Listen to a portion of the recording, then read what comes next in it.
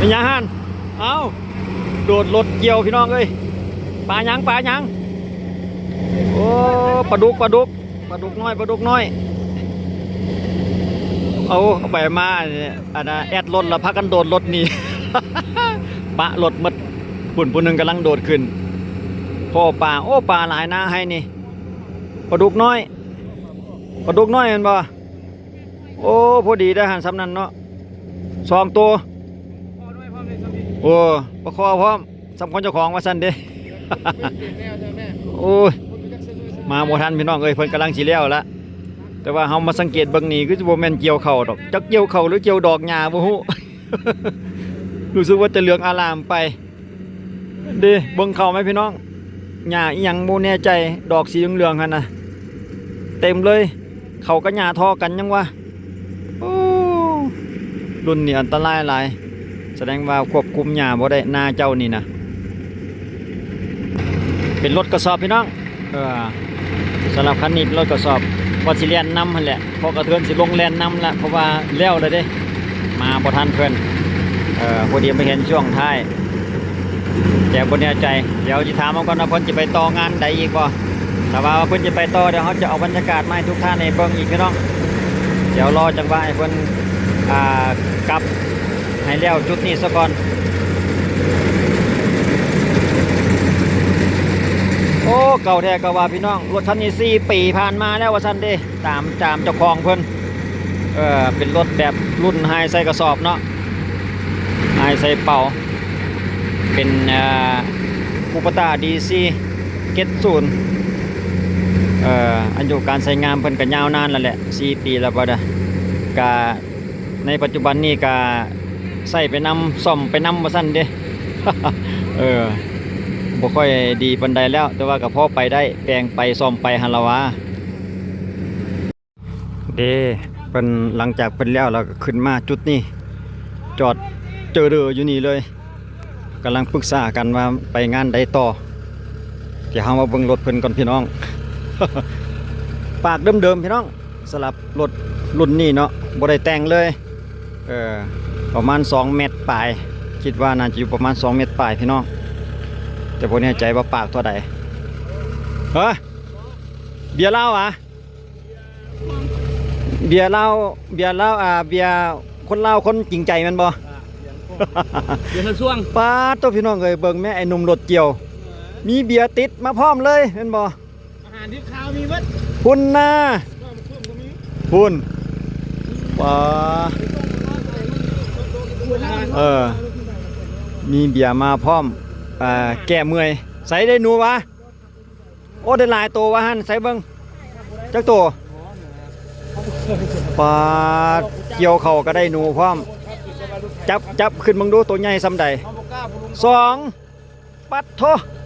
สุดยอดเลยโอ้ได้ทั้งปลาได้ทั้งหนูแม่นบ่ดูว่างวะเกี่ยวเข่าได้หนูพร้อมพุ่นน่ะหนูตัวใหญ่จักปลาจักกบจักเขี้ยจักงูนี่ได้เพิ่นจักงูสิงงูหยังอยู่อันนั้นน่ะบ่ได้จะไปห้างแหละอยู่น้ำนาหั่นว่ะบ่ได้แต่แม่ห้าง บัดว่าอีแล้วเนาะโอ้กันได้แม่ห้างน้ำสิเป็นจังได๋บ่หั่น โอ้สร้างเว้าเพิ่นก็ได้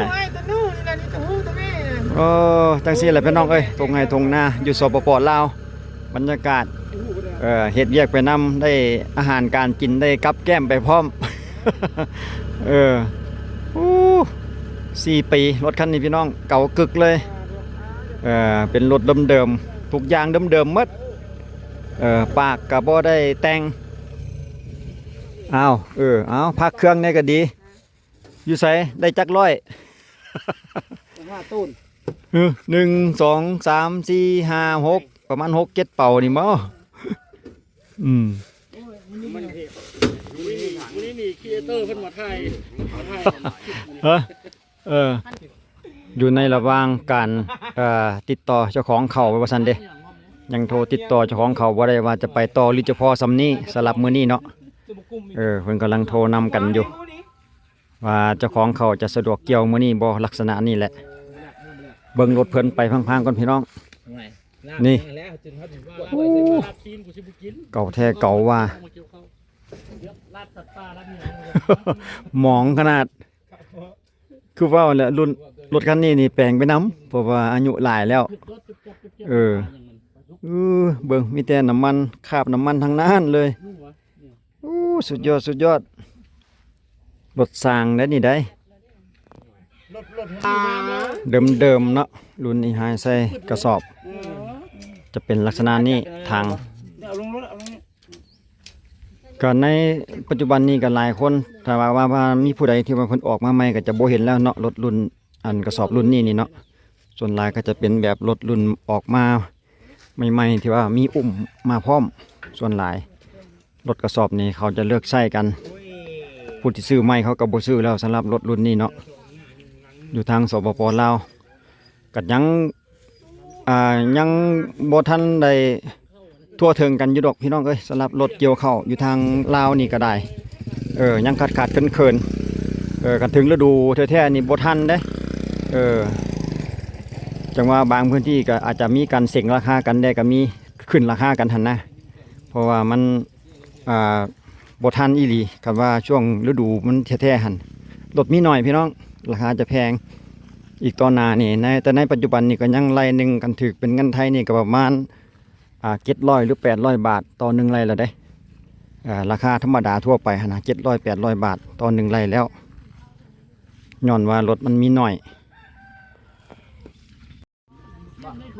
เปิดง่ายปะนั่นวะเบิ่งหน้าตามันก่อนรถตรงนี้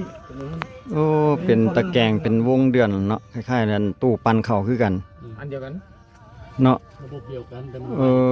ก่อนแห้งก่อน มันเป็นแบบคล้ายๆเป็นตะแกรงเป็นวงเดือนภายในหันเนาะวิสัยโอ้ดอกหญ้า ดอกหญ้าพี่น้องเอ้ยข้างอยู่ตะแกรงพี่เลยได้อนามัยไปนำดีคือกันเป็นลักษณะนี้พี่น้องอยู่ภายในบอนหันกับบอนทางกันเฟืองออกเนาะเฟืองจะออกไปทางนั้นโอ้เป็นลักษณะนี้เองเราก็บ่เคยเห็นปานใดได้พี่น้องเลย ไอทอนี่เนาะดูดเข้ามาดูดเฟืองเข้ามานี่ก็เข้ามาหาไอตัววงเดือนตัวปันตัวนี้เนาะแล้วก็ประเภทเขาก็จะตกลงจะมีตะแกรงเห็นบ่หญ้ากี่ตกข้างหญ้าเม็ดใหญ่จะตกข้างรถตะแกรงบ่ได้ต้องได้มันอนามัยไปนำเป็นลักษณะนี้เนาะรถภายในของรถเกี่ยวเข้ารถดูดเข้า